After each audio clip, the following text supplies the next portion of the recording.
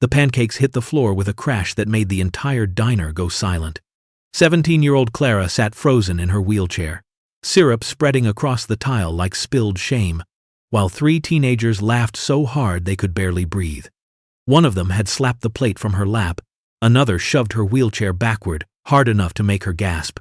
And every single person in that diner looked away, too uncomfortable or too cowardly to intervene. Clara had lived her entire life in that wheelchair, had endured stares and whispers and the kind of casual cruelty that able-bodied people never have to consider. But this was different. This was violence dressed up as entertainment.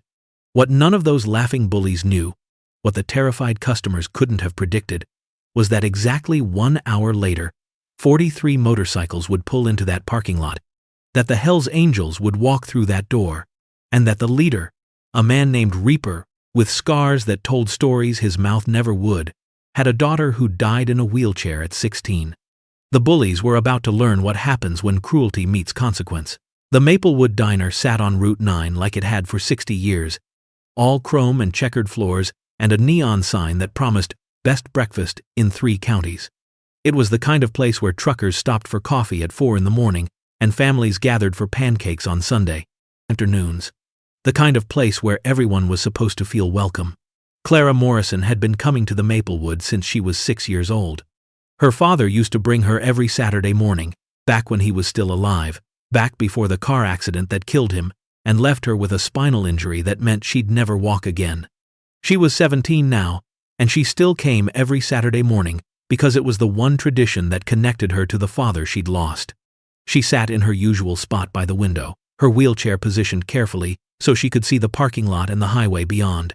Her mother had dropped her off on the way to work, would pick her up in an hour. Clara ordered the same thing every week: blueberry pancakes, orange juice, a small side of bacon. The 3 teenagers came in 20 minutes after Clara. They were around her age, maybe a year or 2 older. 2 boys and a girl, all wearing leather jackets from the high school. Clara used to attend before the bullying got so bad her mother pulled her out for homeschooling. Clara recognized one of them, Jake Peterson. He'd been in her English class before the accident. Had been nice to her once, she thought. But that was before the wheelchair changed how people saw her. The teenagers took the booth next to Clara's table. They were loud, laughing about something on one of their phones, shoving each other in that performative way that suggested they were showing off for each other, rather than actually enjoying themselves. Clara tried to ignore them, focused on her pancakes. On the way, the butter melted into golden pools, on anything except the feeling that she was being watched. "Look at that," Jake said, not even trying to whisper. His voice carried across the diner. "That's Clara Morrison. Remember her? Used to be normal before she wrecked her legs." The girl giggled. "Oh my God, I remember. Wasn't she like super annoying in English class?" Clara's hands tightened on her fork. "Keep eating. Ignore them. They'll get bored." But they didn't get bored. "Hey, Clara," Jake called out. "Clara? Remember me? Jake Peterson?" Clara didn't look up, didn't respond. Experience had taught her that engagement only made it worse. "Don't be rude," the other boy said. "He's talking to you." "She's probably deaf too," the girl said. "Not just crippled." Clara felt her face burn, felt tears starting but refused to let them fall. Not here. Not in front of them. That's when Jake stood up, walked over to Clara's table, stood too close, invading her space in a way that made her want to shrink into herself. "You know what your problem is?" Jake said, his voice loud enough for the whole diner to hear. "You think you're special because you're in that chair. Think everyone should feel sorry for you." "I don't think that," Clara whispered. "Please just leave me alone." "What was that?" Jake leaned closer, his hand suddenly shooting out to grab her plate. "Can't hear you over all that self-pity." And then, he slapped the plate off her lap. It happened so fast Clara didn't have time to react. One moment she was holding her fork, the next her breakfast was crashing to the floor. Pancakes and syrup and orange juice spreading across the tile in a mess that made the whole diner stop and stare. The teenagers burst into laughter. The girl was literally doubled over. The other boy was filming it on his phone. "Oops," Jake said with mock concern. "Butterfingers." Then he grabbed the back of Clara's wheelchair and shoved. Hard. The chair rolled backward, Clara unable to stop it, her hands scrambling for the wheels but finding no purchase. She slammed into the wall behind her, the impact jarring her spine in a way that would hurt for days. The diner was absolutely silent except for the teenagers' laughter. Clara looked around desperately. At the other customers who were staring at their plates. At the waitress who stood frozen with a coffee pot in her hands. At the manager who disappeared into the back office.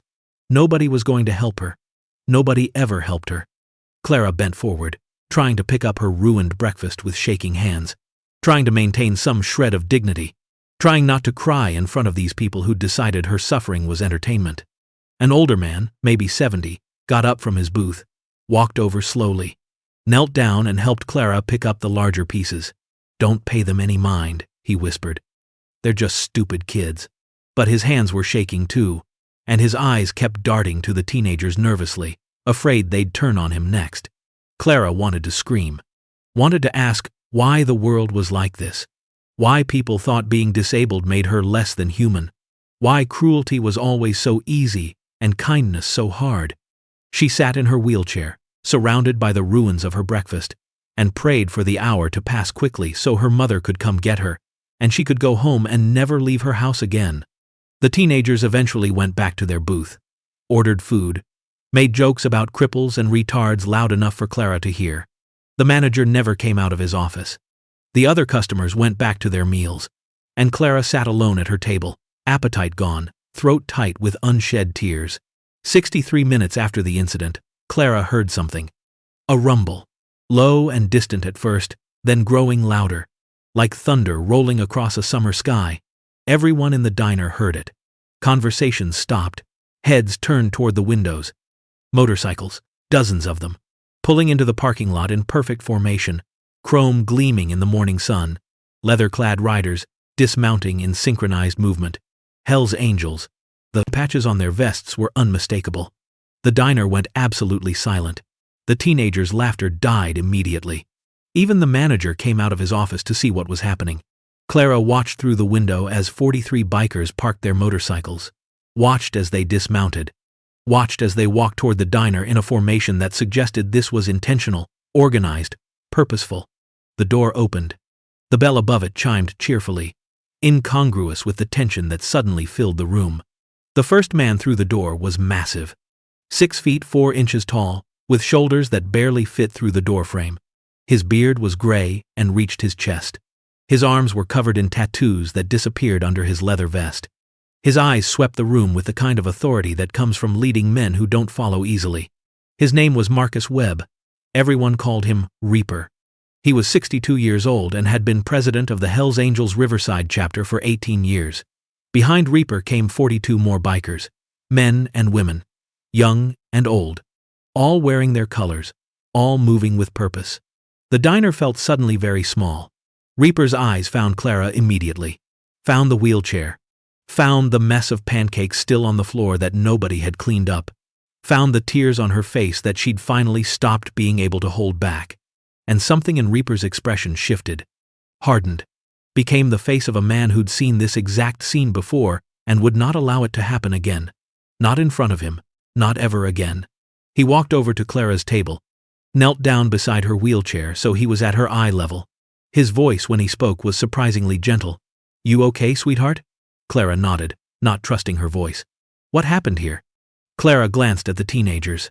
They'd gone pale, were sitting very still in their booth like maybe if they didn't move, they'd become invisible. "Some kids," Clara whispered. "They knocked my food over, pushed my chair. It's fine. I'm fine." Reaper looked at the pancakes on the floor, at the teenagers who were very carefully not making eye contact, at the manager who'd suddenly found his courage now that there were bikers present. "Which kids?" Reaper asked. Clara hesitated. She didn't want more trouble, didn't want to make this worse. But Reaper's eyes were kind despite their fierceness, and something in his expression suggested he already knew the answer. She pointed to Jake's booth. Reaper stood, turned to face the teenagers. The other 42 bikers had positioned themselves throughout the diner, blocking exits, making sure nobody left until this was resolved.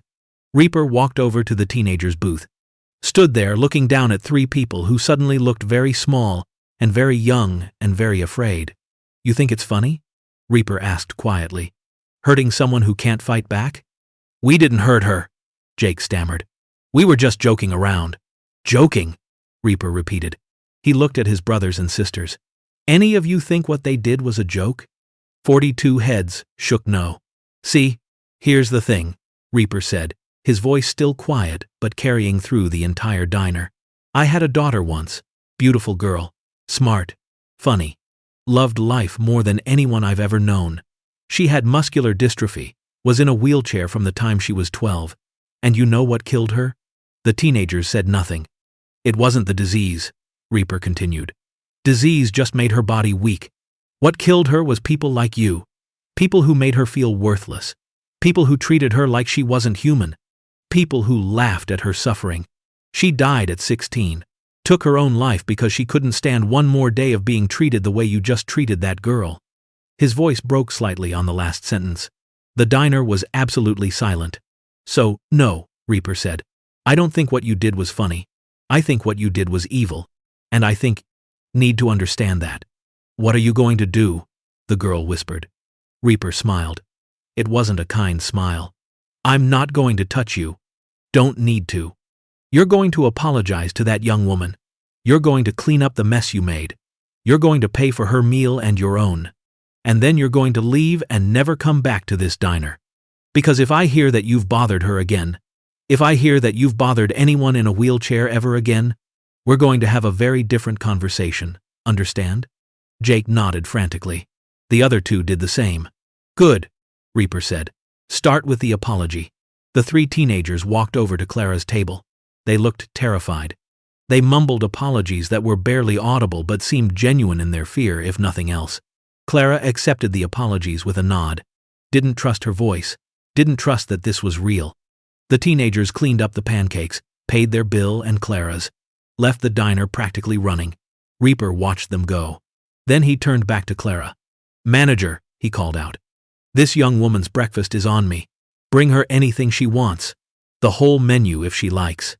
The manager, suddenly helpful now, nodded eagerly. Reaper knelt beside Clara again. Looked at her with eyes that had seen too much pain. "You're stronger than they'll ever be," he said quietly. "Don't let people like that make you forget that." Then he did something Clara would never forget. He took off his leather vest, the one covered in patches that represented years of loyalty and brotherhood, and draped it gently across her shoulders. "You're family now," he said. "Anyone messes with family, they mess with all of us." Clara started crying again. But this time, they were different tears. Not tears of humiliation but of gratitude, of relief, of feeling seen and protected for the first time since her father died. The diner erupted in applause, quiet at first, then louder. The older man who'd helped pick up her pancakes was wiping tears from his eyes. The waitress brought Clara the biggest stack of pancakes she'd ever seen, on the house. The Hells Angels stayed for 2 hours. They surrounded Clara like armor, talked to her about motorcycles and music and life, made her laugh for the first time in months. And when her mother arrived to pick her up, confused and overwhelmed by the scene, Reaper explained everything. If this story about a disabled girl who endured cruelty and found protection in the most unlikely guardians moved you, hit subscribe. Because Clara's experience isn't unique, and neither is the silence that enabled it. Drop a comment about a time you witnessed bullying and either acted or wish you had. Smash that like button if you believe that real strength is protecting those who can't protect themselves. Subscribe because we tell stories about angels who wear leather instead of wings, and about how sometimes the scariest looking people are actually the safest. Clara Morrison is 23 now. She graduated from college with honors, works as an advocate for disability rights, and she still has Reaper's vest hanging in her room. Still wears it sometimes when she needs to remember that she's not alone. Reaper died 2 years ago. Heart attack, sudden and peaceful, which was more than he deserved given the violence he'd survived. At his funeral, Clara spoke, told the story of the day he'd saved her, told the assembled Hells Angels that their president had given her back something she'd thought was lost forever. Her belief that good people still existed. Jake Peterson wrote Clara a letter 5 years after the incident. Apologized again, this time with maturity and genuine remorse. Said he'd spent years in therapy dealing with his own pain, and had finally understood that hurting others never makes you feel better about yourself. Clara wrote back, forgave him, because that's what strong people do. The Maplewood Diner is still there, still serving the best breakfast in 3 counties. And on the wall behind the counter hangs a photograph. Clara in her wheelchair, wearing a Hells Angels vest 3 sizes too big, surrounded by 43 bikers who decided that morning that one girl's dignity mattered more than their schedule. Below the photo, a plaque reads, "Real strength is standing up for those who can't stand up for themselves." That's not just a story about bullying. That's a story about what happens when good people finally stop looking away, when the fearsome become protectors. When a girl in a wheelchair teaches a diner full of cowards what courage actually looks like. Clara's father used to tell her that her spirit was meant to soar even if her legs couldn't. That morning at the Maplewood, surrounded by leather and chrome and men and women who understood that family isn't always blood, Clara finally understood what he meant.